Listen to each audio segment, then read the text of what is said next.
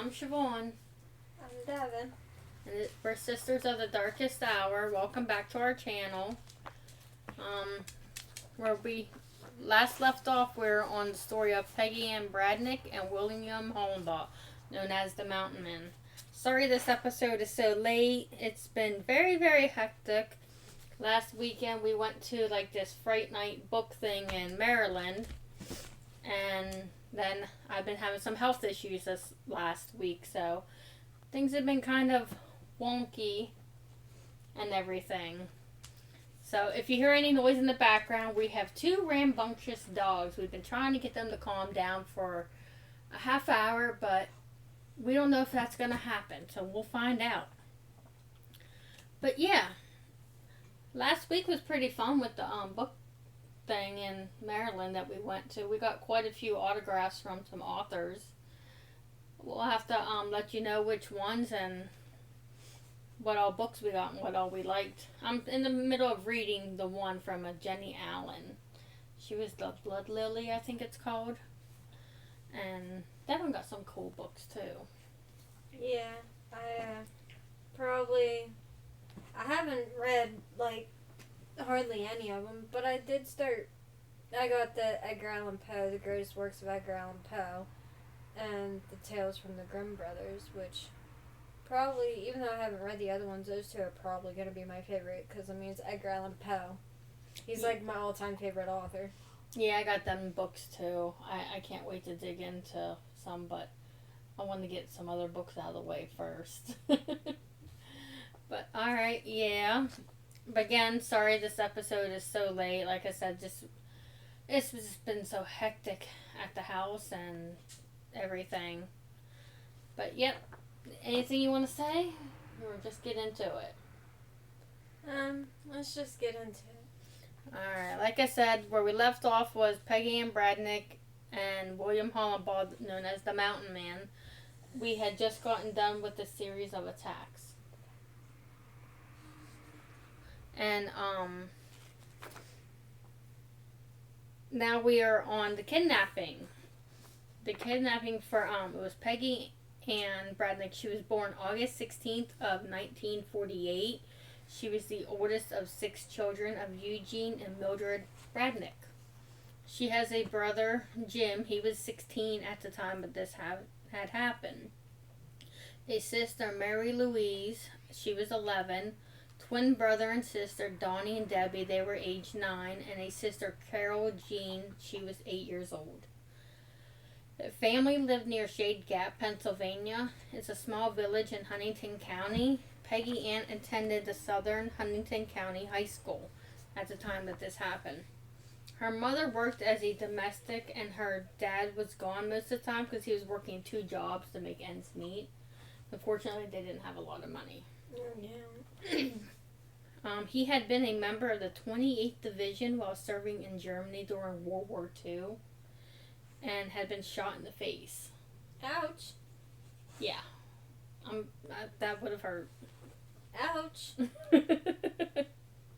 Devin has no clue about what happens with the whole kidnapping and stuff yet. She's learning with you guys, so she doesn't know this part. Ouch. And he had spent months in the hospital, and then he was awarded the Purple Heart after being discharged. Wow, he better. Yeah, He's shot in the face. That is, yeah. Ouch. Yeah, he definitely deserved that. And then he received a disability pension of $27 per month. I know now it may not seem like a lot, but back then it probably seemed like a good bit more. I don't know. But the money was used to help feed the family. Peggy, she had no interest outside the family. She didn't participate in school activities or even had a boyfriend. She just wasn't interested in that stuff, I guess. Kind of reminds me of Blaze. Well, with all them siblings to look after and everything, who would have the time? True. During high school, she worked in the cafeteria and office so she can get free lunch for her and her brother at the high school there.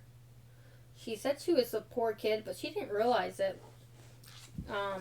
She never got an allowance or even had a bike, but she didn't care about those things. Good for her. They had a roof over their head and food in their bellies.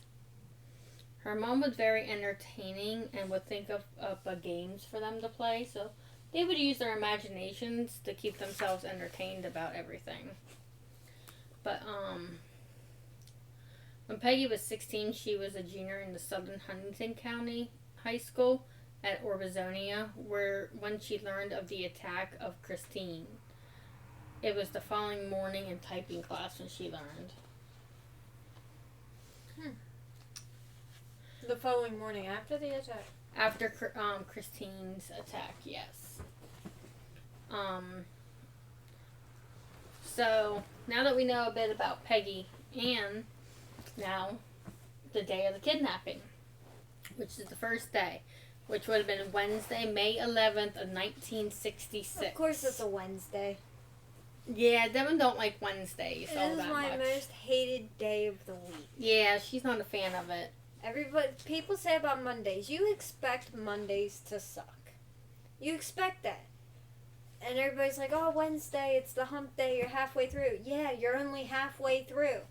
By Wednesday, you already know if you're having a bad week or not.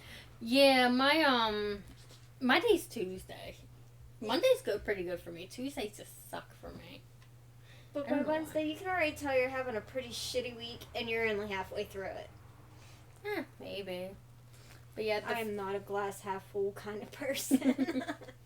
But yeah, the first attack, it happened in April of 64. Now we're in May of 66. So, yeah. It was the afternoon of Wednesday, May 11th of 1966. Started out like any other day of school year for Peggy. She was 17 years old, and little did she know that her life was about to take an unexpected and terrifying turn. Peggy boarded the bus at Southern High near Orbizonia, along with her brother Jim. The trip usually would take about 30 minutes, give or take a couple minutes. But the bus made the stop in Shade Gap at the elementary school to pick up the rest of her siblings. And her brothers and her sisters for the remaining trip bus home. The bus dropped them off at the intersection of Decorum. Peggy lived in a heavily wooded area between mountains, which, where we live, yeah, we're surrounded by mountains. Yeah. I love it. I really do. I do too, except for the fact that the internet sucks. Yeah, the internet does suck here. Especially where we live. Yeah. Where we're located right now. But, anyways, it was only a few minutes after the bus had dropped them off and they were about halfway home when a masked man carrying a long gun stepped into their path. Gee, I wonder who that is. Oh, I don't know. We'll find out. Very few words were exchanged between them as he got closer. He grabbed Peggy around the neck with one of his arms and told her brother and sisters to get the hell going or he will shoot them.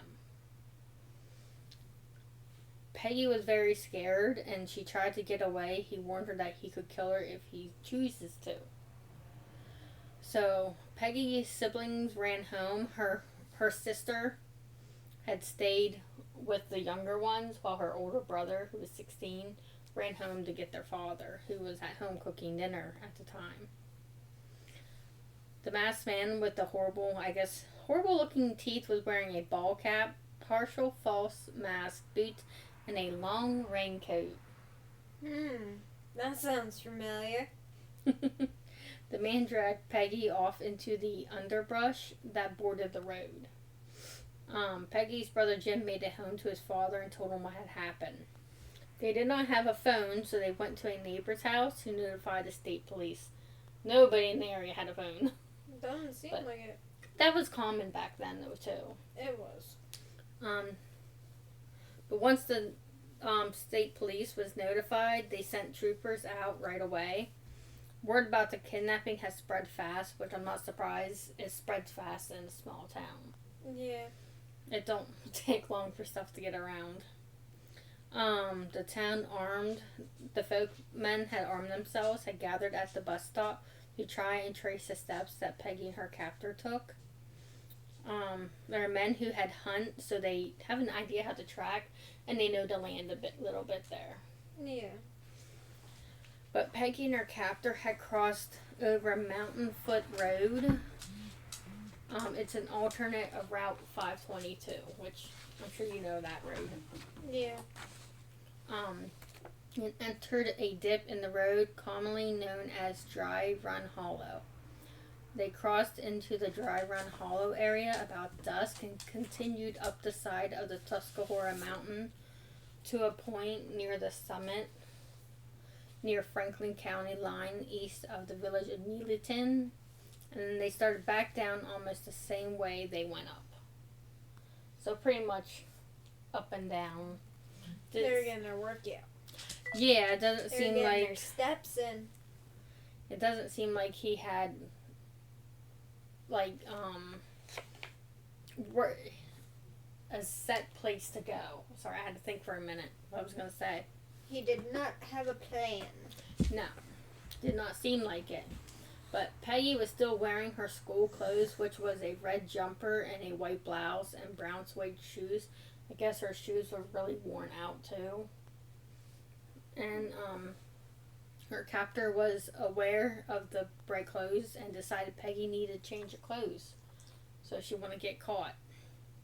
So her captor stopped at about the time it gets dark and took off his jacket and a pair of outer pants and a pair of boots.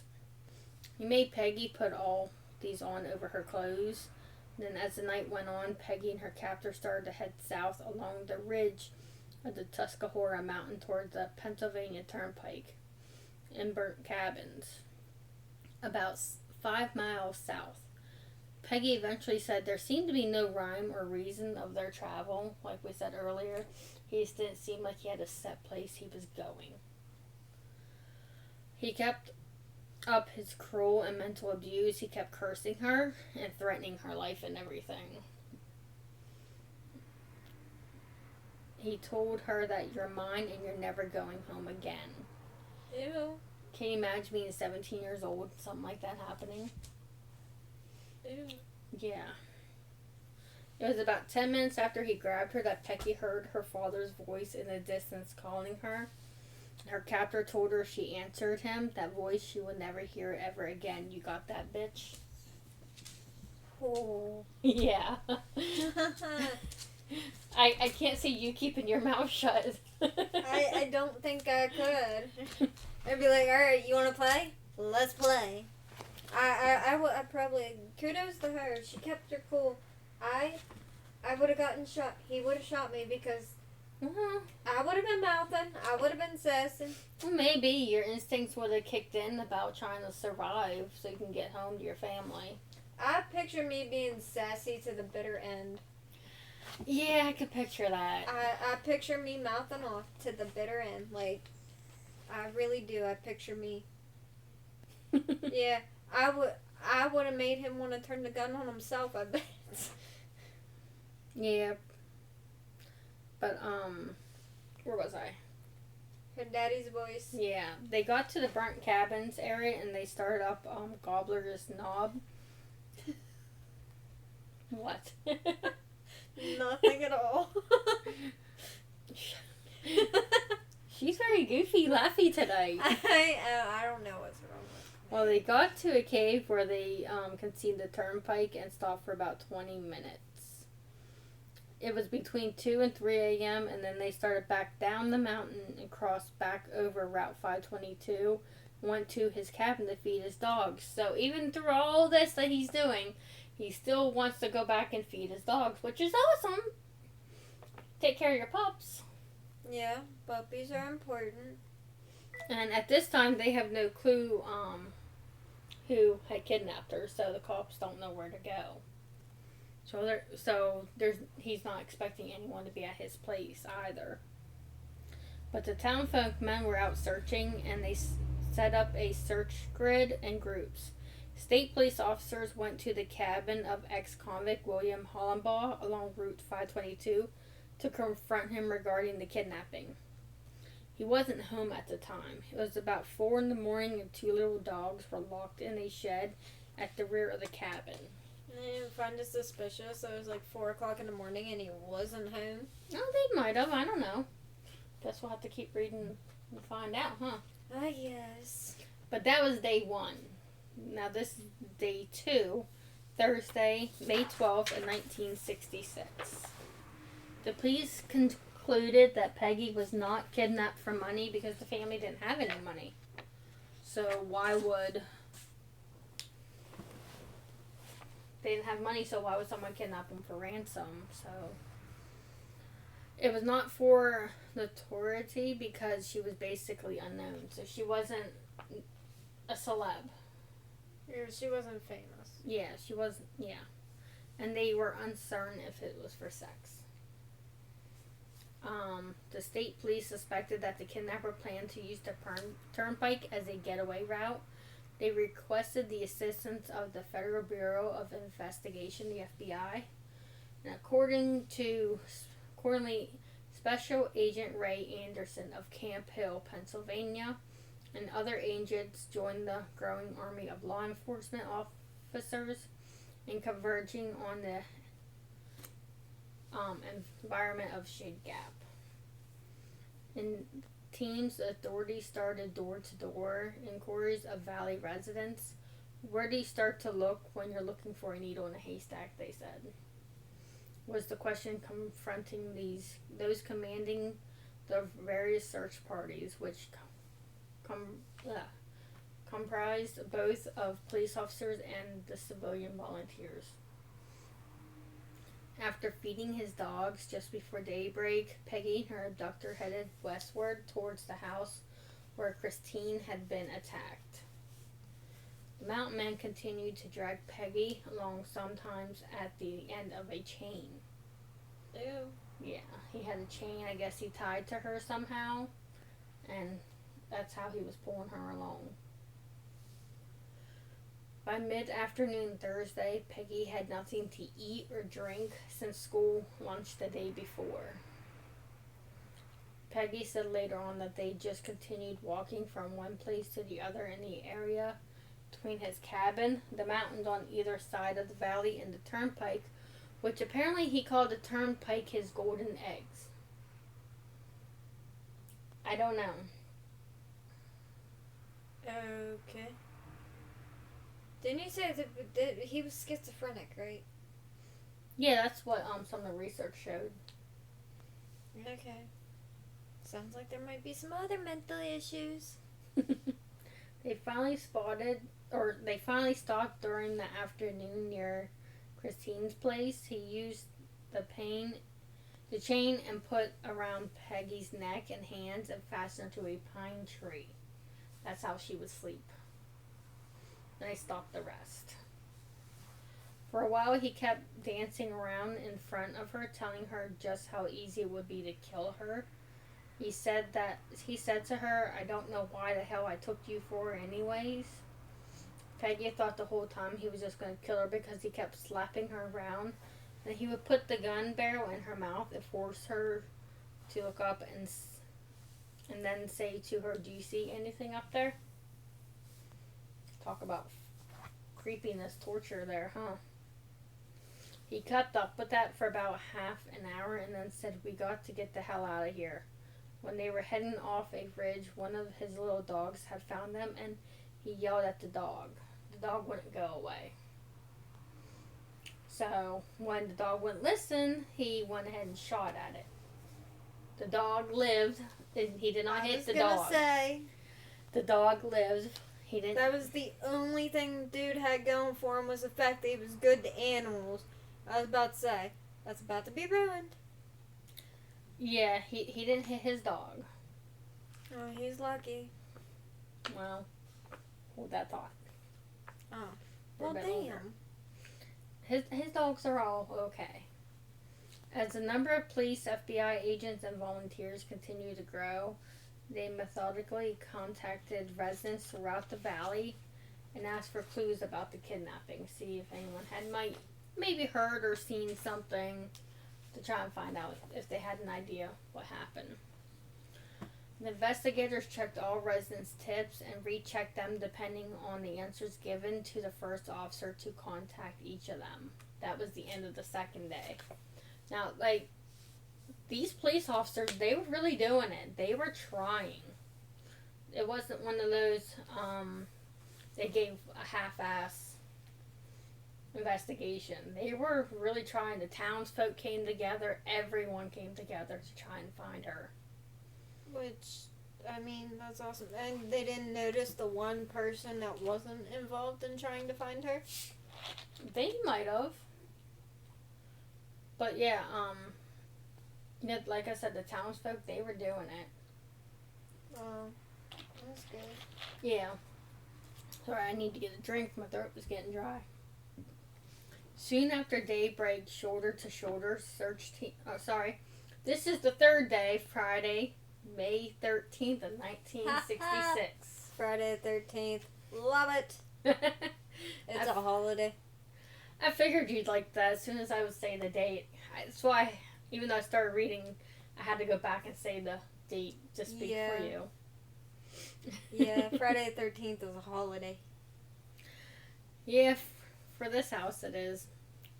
But yeah, for the third day, Friday, May 13th of 1966, soon after daybreak, shoulder to shoulder search teams scattered to spots that had not been searched before. There was about 200 volunteers following men, all native of the greater Shade Gap. They were appointed as the group leaders because they knew the area so well. That makes sense. It does. It really does. The second search of the day started at 1:30. 1:30 more men from the 104th National Guard Unit, 3rd Armed Recon, were mobilized. So they brought the military in. I was going to say, oh damn, military, let's go. Mm-hmm. Definitely. They were under the supervision of Captain Robert Appleby and Game Protector Dorsey Smith. Peggy's kidnapper continued his constant monitoring of the searchers and was able to elude them. He had like a portable radio. Ah. I'm surprised he was able to afford one. Don't forget, he gets like disability or something like that, so he didn't really have any expenses. I don't even know if he had electricity. I guess that's true. Yeah, I guess that's true. So yeah, he just lived in like a 2-room shack or something. He may not even have electricity and stuff like that, so he may not have too many bills to pay. I didn't think about that. Yeah. Back then, a lot of radios and stuff, they lasted a good bit, and most people fixed whatever broke. Well, yeah, things were built to last back then. Now it's built to break, so you have to buy new. Pretty much. Yeah, I don't know how many times Fuddy fixed our dryer. It finally came to a dead. I gotta get a new one. But anyways, yeah, he was constantly monitoring and he was eluding them. As the day continued, the teams of police and FBI agents started to develop leads towards one particular subject, or suspect. William Hollenbaugh, who lives along Route 522 next to the Fogel Farm, about 5 miles south of Shade Gap. The hours ticked by. The weekend was close, yielding more manpower, so more people were coming in. Additional search parties were dispatched to all parts of Shade Valley. Potential clues and tips received at the command post even after dark. Motivated police. A lot of searchers slept in their cars and trucks, parked a few hundred feet away from the temporary nerve center. That way, they were there and ready to go whenever they were needed. That's good. Yeah, some people, didn't go home. They just stayed right there. I mean, they probably went home to shower when needed, but for the most part, they stayed there. They went out. People took off work to go help search. So this town really came together. Yeah, they did. And you don't get that often. I'd love to live in a town that came together like that. Yeah, there's not really too many community oriented. Like, some places say they're community oriented, and some of the residents might actually be, but the majority of it, no. Yeah. But, Peggy's kidnapper was very familiar with where he was going, even in the dark, because he knew the woods too, just as well as they did. Yeah. But Peggy said she knew they never left the area, and that brought her some comfort. That they didn't try to leave, Shade Gap area, that they stayed there. Yeah, I mean, that'd bring me comfort too, because then you feel like it's just a matter of time before they find you. Yeah. Friday afternoon, they went back up on the ridge, and her captor disposed of the handgun he had with him. He had a lard can. It was secreted in the rocks, and he made Peggy open it. I guess Peggy had difficulty with the lid, and he slapped her and said, "Open, the son of a bitch. What's the matter with you? Can't you do anything?" Oh. Yeah, and how old is this man at this time? What, like 45? Yeah, because he was born in 1921, July of 21, and this is May of 66. So he's about to be 45. Yeah, he's a penis wrinkle. yeah, I was waiting for that word to be said. He's a whole penis wrinkle. Oh. Peggy, I give you credit, girl. I give you all the credit in the world for being able to not sass him, because, Survival probably kicked in for her. I'm sure, and I probably don't have that instinct. The more she listened and didn't sass him and stuff, the better chance she had of surviving. Yeah, and I'm sure, if she sassed him, he probably would have just hit her more. And she probably knew that. And I would know that, but I'd still be a dumbass. And mouth off and be like, "No, I can't. Now, why don't you just let me go?" Or I tell him, "You know what? Here, you open it. You think it's a fucking See? Oh, I'm getting worked up. It's not a bad thing. I'm getting worked up. It's not a bad thing. Well, I can't stand this, man. I can't. Well, we got more days to go. Ugh. We're only on day 3. Ugh. Yeah. Ugh. Just think, we're only hearing about it. She lived through it.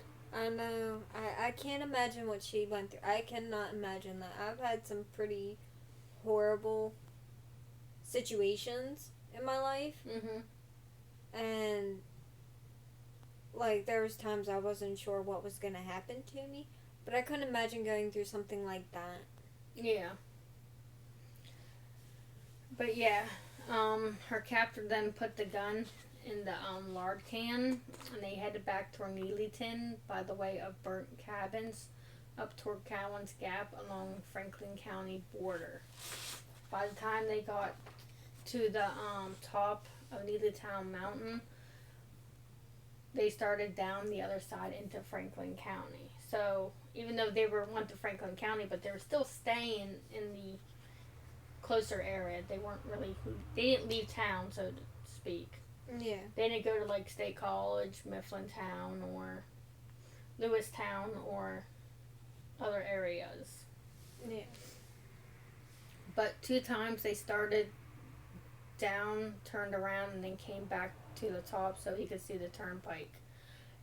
Peggy said her captor, he was obsessed with this turnpike, and he just kept calling it his golden egg to her.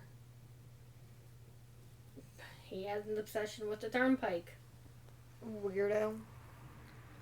But I guess Hollenbaugh, he had wanted to stop a car, either kidnap or kill someone so they can take the car to Mifflin. And she did not want that to happen. I don't blame her either. I don't blame her. I wouldn't want somebody to get killed or injured. But yeah, they got to Galder's Knob to you just keep laughing at that word. I can't help it. I'm tired or something. I don't know. There's no self-control tonight. I'm tired. You want to tell the story? No. I don't think I can get through it. It's like more entertaining than hearing me talk. I even chased my puppy away. He was trying to nap, and I'm like over here being loud. No comment.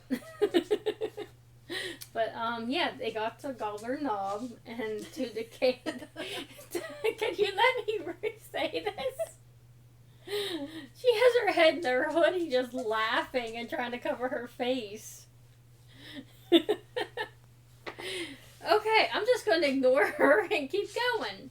Okay, they got to Gobbler Knob and to a cave that was where he found an old rusty unopened can of peas, and she's just still laughing.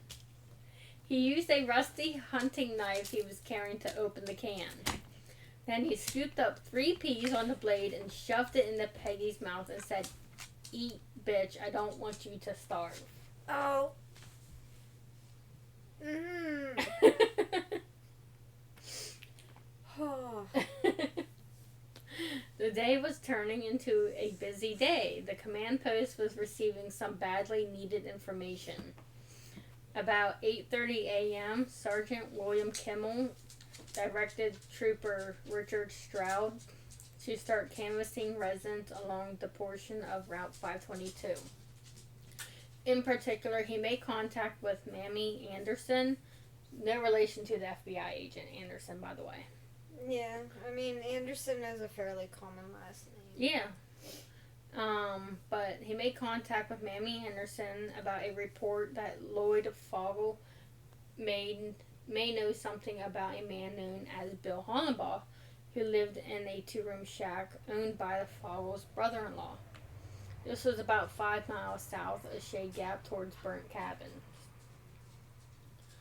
Trooper Stroud made contact with Lloyd Fogel, and major point of interest relative to the case started to develop. Fogel described Hollenbaugh as eccentric, and he had not been seen at his cabin since before the abduction. Lloyd's wife, Blanche Fogel, said Hollenbaugh was last seen on the 10th by a brother-in-law who had asked Hollenbaugh if he would take care of some horses the following day, May 11th, while he was away. Hollenbaugh, he had agreed to do this because he could use the money and everything. But Blanche checked the farm to see if the horses had been fed, and Hollenbaugh was not at his cabin, and the door to the house was locked. His dogs were secure in a nearby shed. The next day, Blanche went back to the farm again, and still no signs of Hollenbaugh, and they were not fed or taken care of the horses. At that time, she and her husband figured that he was dead inside his cabin and had something to do with the abduction. On Friday, Lloyd Fogel checked Hollenbaugh's cabin again. The door was still locked. Fogel considered Hollenbaugh a loner, that he considered his disappearance as unusual, and that Hollenbaugh traveled exclusively by bicycle. Yeah, well, which made him known as the bicycle man, pretty much. Yeah. But Fogel also thought it odd that Hollenbaugh seemed to have abandoned his dogs, because he seemed quite fond of his dogs. I mean, he did go back and feed them too, after he kidnapped her. Yeah, he did. Then they returned to Hollenbaugh's cabin again shortly after noon. They found dogs still locked in the pen and the cabin door locked. Based on the assumption that Hollenbaugh might be lying dead inside the cabin, they went ahead and entered the cabin, only to find the place unoccupied. They found a box of women's clothes. Creepy? Yeah, his bicycle and a shotgun. So wherever he was going, he was on foot because he wasn't using his bicycle at the time. While they were in the cabin, not too far away, near a dump to the rear of the cabin, was Peggy and her captor. So Peggy and her captor was nearby as these people were checking out the cabin to see if he was still there and everything. Of course. Yeah. But after finding the cabin, I said captain, oh my gosh. The cabin empty. Don't laugh at me. I'm not. I just looked at you. I didn't laugh. The officers went to the home of Hollenbaugh's brother, who also lived in the vicinity of Shade Gap.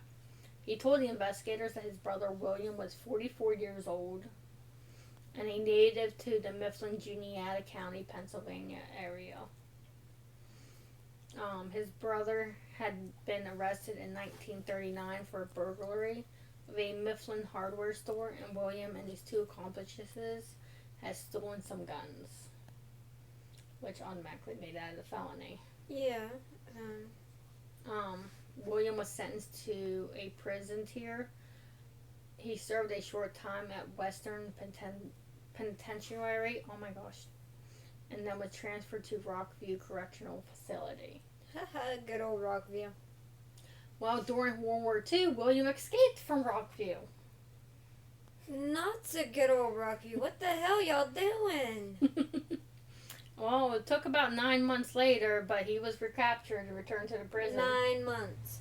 Yeah. Good Lord. Oh, he probably was hiding out in the woods and everything like that. I'm sure. But yeah, it took 9 months, and then he got recaptured and returned to the prison. Then was transferred from Rockview to Fairview State Hospital for the criminal insane. And yeah, They should have kept him. about 1962 is when William Hollenbaugh was released from prison, and then he took up residence in Shade Gap. They never should have let him out. No, they should not have. They shouldn't have, but for mental illnesses and stuff back then, what did they really do? A lobotomy would have been nice. I'm just saying. Yeah. But anyways, when the police visited Mammy Anderson, she told them that when other attacks on local residents had taken place, he would be missing from his cabin. So yeah, he was never around when the attacks were taking place. How coincidental. Yeah. She also said there was a path behind the cabin that led to the bottom of a ridge, which is where him and Peggy were at when these people were at the cabin looking for him. Oh. But they did check it out and found nothing. When they went back to the cabin, they found a shoe print and they covered it to preserve it temporarily, so like any weather and stuff doesn't wash it away. Around 9:30 that night, the police left the cabin. William chained Peggy to a tree near the dump and went there alone to feed the dogs. He had noticed that somebody was there at some point, and then he got scared and went back to where Peggy was. Next morning, William made Peggy go back to the cabin with him to check on the dogs. He wasn't going to go by himself that time, apparently. He fed his dogs that were running loose. When they left the cabin, one of the dogs decided they were going to follow him. Oh, wow. Yeah. So that's the end of day 3. Ooh, dogs are on the move now. But yeah, that's the end of day 3. So we are now going on the 4th day, which is Saturday, May 14th of 1966. But yeah. Shortly before 8 a.m. on Saturday. Shortly before 8 a.m. on Saturday, next day, Trooper Stroud returned to the cabin. The first thing he noticed was the box which the women had placed a shoe print. They had placed a box, apparently, of what it was, over the shoe print. It had been moved and that someone had been in the cabin during the night. So, the box of women's clothes were gone and some food supplies were gone. Once it was determined that things were missing, Trooper Thomas Rugg was assigned to assist in the fast-developing investigation. I don't know why they didn't leave a cop there. Yeah. If they suspected him, why didn't they leave somebody there? Yeah, I will say I think that's where the police dropped the ball. Yeah, they should have... I mean, I don't know how stretched thin were, but from the sound of it, they had a good bit of people. Yeah, and they had plenty of volunteers, even if they had left somebody from the town there. Yeah, oh, that probably would have been not the greatest idea, because it'd probably been better to have a cop there, because what if he did show up with Peggy, and then it would have been better if there was at least a police officer there. You can have a town folk there too at the same time, but they should have at least had one police officer there. That's my opinion, though. I don't know. But, when they returned to the cabin, police found that all 3 dogs were gone and that someone had prepared dog food for the animals in an old frying pan.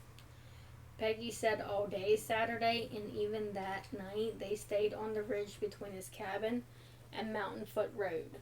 Records from Fairview State Hospital for the Criminal Insane in Waymart, Pennsylvania, noted that Hollenbaugh had been committed there on January 3rd of 1946. And like I said, he was discharged from the institution on June 10th of 1959. I don't know where he was between that and the prison he was sent to that released him. But he had been diagnosed as having dementia and schizophrenic reaction. Doctors at Outcast, that's my foot. The dog is bending my foot. But anyways, doctors at Fairview had concluded that Hollenbaugh's mental makeup was temperamentally abnormal. Well, But yeah, nothing about this man screams normal. no, and he's, like we said, he's how old? 44 is what his brother said? Yeah. Yeah, that's nuts. That really is. The reports indicated that he engaged in criminal activity in order to gain prestige, and that he also derived satisfaction from in trying to baffle the police. Which I'm not surprised about that. From what I've understood and read, he was always about one-upping. He's upping the police. Yeah. But reports also revealed that Hollenbaugh had been committed to the Southwestern State Hospital in Marion, Virginia in January 1960. Trooper Bill Mahon and Agent Winifred Harry were directed to go to the Bradnick's home to show Peggy's brother and sisters a series of mugshots. The officers brought 7 photos of criminals, 3 of which were of William Hollenbaugh. They met with the youngsters individually because each had been with Peggy when the kidnapping happened. And they wanted to separate them. That way they have 7 or however many witnesses right there. They don't, if like Peggy's brother picks this picture, they don't want all the other ones to follow suit because they saw their brother pick that photo. Yeah. So they had to separate them. But, they did that to see if they might possibly identify Hollenbaugh. Each child was asked separately if they had to choose just one of the 7 photos as closely resembled their sister's abductor. 4 of the 5 picked Hollenbaugh. At least one of his photos. They never made a positive identification because they could have been a little unsure, but they picked some of them picked his photo.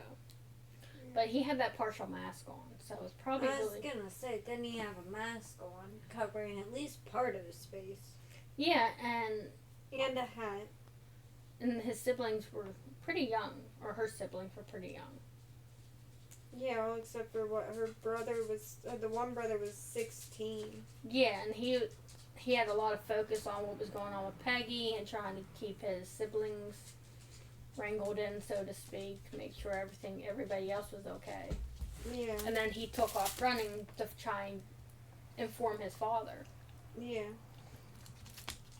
But yeah, the agents and the state police officers searched all over again behind the cabin and other cabins around Potts Gap. Police found 2 more sets of fresh footprints about a mile and a half west of Potts Gap. They searched until 9:30, then they finally had to suspend till morning because it was just getting so dark out. They couldn't see. So, as much as I hate to say it, that's going to conclude second episode of this. So we're going to have a 3-parter. Not intentionally, but I'm not going to get through all of this in the next 15 minutes because there's a total of 8 days, and I'm only on day 5. Oh, wow. Yeah, so this is going to be... I don't know how long the next episode might be. It might be a shorter one than normal, but, yeah, it's going to be a 3-parter. Not intentional, but it does happen. I did laugh a lot. I did interrupt a lot with laughing. Oh, yeah, you...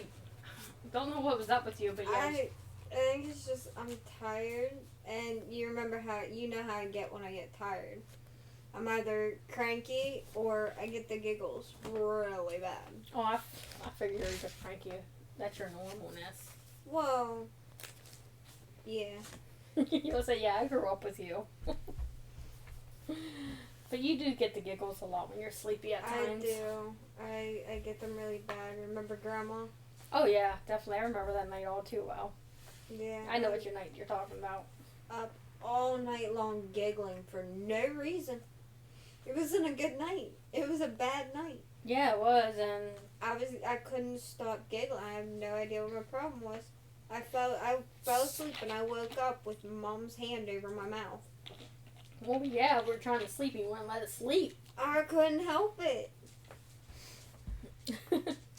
But, yep, we're going to try and record again here in a couple of days and get this sent out. Try and get sent out as fast as possible since this episode is so late. Again, sorry that my health got in the way of things, and we had that book thing in Maryland we went to. Yeah, 10 out of 10, definitely recommend. Oh my, yeah. Don't wear heels. Do not do it. Yeah, this girl decided she was going to wear high heels. It was not my finest moment, okay? Lesson learned. Moving on. Don't do it. Yeah, don't. But yeah, I definitely recommend. I want to go back again next year. Yeah, definitely. I give that a 10 out of 10. I'm gonna go next. That's gonna become a yearly thing, I think. Oh yeah, we're gonna pack up the car. It's just probably gonna be you and me because like nobody else reads like we do. Yeah, I mean, well, even if they do, they don't necessarily have the time to be able to just go off for a whole day. Yeah, well, we don't always, but we made that time. I'm glad we did. It was a lot of fun. It was a lot of fun. I had a lot of fun. But yep, so this is where we're gonna end this. You want to tell them where they can find us? You can find us at sistersofthedarkesthour@gmail.com. And Sisters of the Darkest Hour for Facebook and for YouTube. We have not gotten around to getting any other social media stuff done. It's just, I don't know, I'm just not a big social media person until this podcast. That's weird to say, I guess. But yeah, I usually keep my life pretty private on social media. But yep, that's where you guys can find us. Tell us how we did. Rate and review us. I know I get tongue-tied a lot and everything. But yep, let us know how we do. If you have any facts that needs change, just let us know. Or any cases that we can maybe do for you. Just let us know. Either email us or even comment. Just give us a star rating and let us know how we did. Okay, so I think we're going to end it now. So I guess we will talk to everyone another day.